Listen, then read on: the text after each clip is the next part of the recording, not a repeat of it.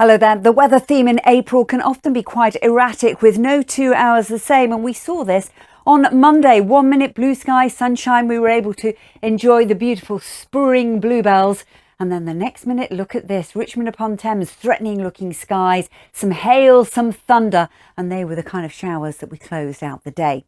Now, yes, a showery story, but the heaviest, most persistent rain as we go through the rest of this week will always be to the far north and west. In fact, not that much in the way of notable rain across East Anglia and southeast England.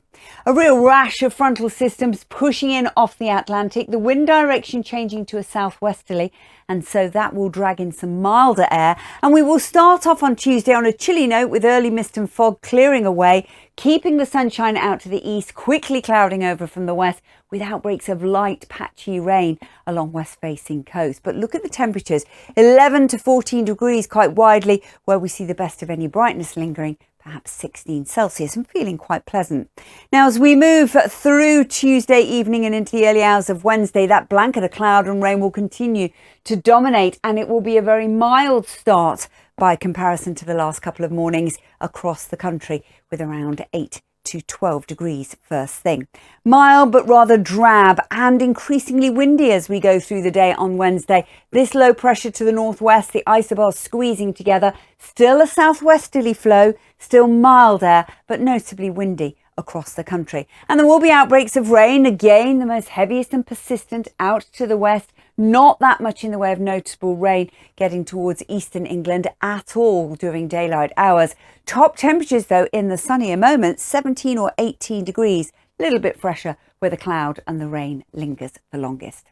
Now, as we move into Thursday, we'll continue to see a rash of showers and quite a blustery story across Scotland, but elsewhere slightly quieter day, fewer showers around, some sunny spells, and again, still that wind direction coming from a southwesterly, so still a relatively mild source with highs of 17 or 18 Celsius, slightly above the average for this time of year for many.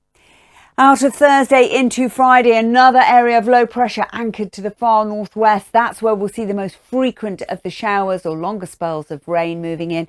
And yet again, this same theme with central and southeast England seeing the best of the drier and the warmer weather. We could see 19, possibly a 20 degrees on Friday if we keep that sunshine in the southeast.